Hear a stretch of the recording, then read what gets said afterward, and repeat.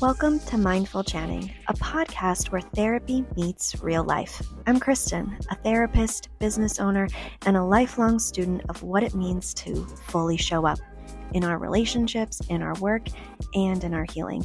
Here, we unpack mental health concepts, explore mindfulness tools, and talk through the messy, beautiful, in-between moments that shape us. Whether you're a fellow clinician, a curious listener, or someone navigating your own growth, this space is for you. Let's chat. Hey there, friend, and welcome back to Mindful Chatting in our Thoughtful Thursday series.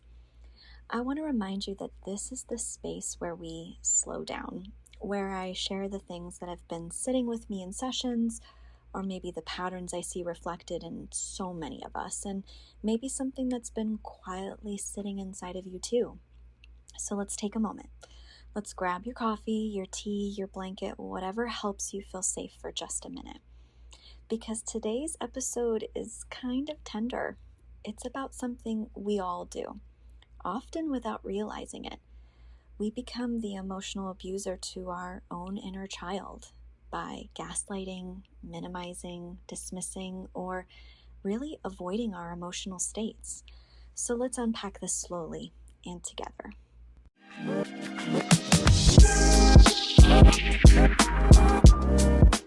So I know this sounds intense, right? What I said was pretty radical, and I understand that. But I want you to sit with that truth for just a moment. When we invalidate our own emotions, when we say things like, it's not that bad, or it should be over this by now, or other people have it way worse than me, or am I being too much? Am I being over dramatic? Am I being too sensitive? What we're doing to ourselves is what someone else probably once did to us too. And to be honest, we're repeating the pattern. We're telling our hurt parts of us, the child parts, that they're too much, too needy, or really not allowed to exist at all.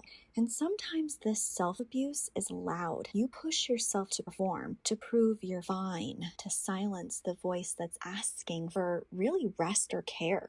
Sometimes it's quiet. You'll distract yourself, you'll intellectualize, you'll numb, you'll scroll, you'll make excuses. And all the while, that small, sensitive heart of you, the one who just wanted someone to sit with them and their feelings, is being told again that they're inconvenient. This isn't cruelty, it's conditioning. Many of us were raised in environments where emotions were unsafe or unwelcomed. And so we learned that feeling too much led to rejection, punishment, or sometimes chaos. So we internalized the voice that once invalidated us. And now, when emotions rise up, that voice whispers to us, don't start, keep it together, you're being dramatic. What we don't realize is that we've become the caretaker and the critic, the parent, the punisher in our own internal system. We're doing the same thing that our abuser once did to us. And that's terrifying and sad. And so here's what happens. A feeling will surface. We'll feel sad, angry, fearful, and then the inner critic silences us. It's not a big deal. Get it together. It's not that big. Relax. You're fine. See, nobody else sees it. The emotion doesn't disappear though. It actually starts to fester, and eventually it will erupt, or you'll do the opposite, numb out. And then shame kicks in. Why am I like this? What is wrong with me?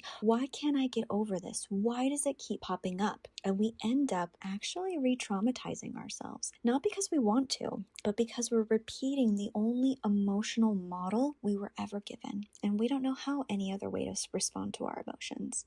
So the healing begins when we become the emotional safe adult we actually never had. We're becoming the person that we should have had in those moments. And that means we have to start validating what we feel, even if it doesn't make sense. That's the whole point. Validation doesn't have to make sense. We don't have to agree or disagree with it. It just is. We're acknowledging that what we're experiencing feels bad. And then we pause. Mostly what we're going to do is we're going to try to push through it. We're going to try to act like it's not there. We're going to avoid. But I want you to pause. I want you to sit in the silence of it because nobody ever did that for you. And so you need to do that for yourself. And then I want you to just start naming your emotions. What is this? Is it fear, anger, sadness? I don't want you to judge them. I don't want you to try to understand them. I just want you to name them. And then after we've named a couple, because it's more than one usually, Now I want you to soothe. So take that silence that you're sitting in, and I want you to start self-soothing. And that can look like saying to yourself, I'm hurt and I can see that. Of course I feel this way. That makes so much sense. You don't have to justify what I feel. I am worthy of feeling this. This is what reparenting looks like in real time. You're using those self-compassion techniques that you probably should have been given when you were a child, but you can start doing them right now. It's not about doing it perfectly. It's about showing up differently for yourself.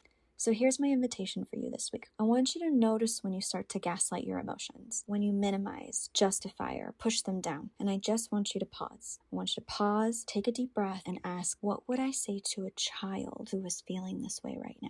And then say that to yourself. That's actually where the healing begins. It's simple because it's supposed to be. You are supposed to be given simple things when you were a child, which is just somebody experiencing and validating and acknowledging that you were feeling something. And that's enough. This is where your healing begins. And that's where you stop being your own abuser and start becoming your own safe place. Thank you for sitting with me on this one. I know it was tender. And if it stirred something in you, that's okay. Let it. It's supposed to be there. That's just your inner child asking to be seen again. Let's see them. And as always, be gentle with your mind. One more thing before you go, and this helps me personally, staying present and grounded, which we all need, especially when your brain wants to spiral into disconnection.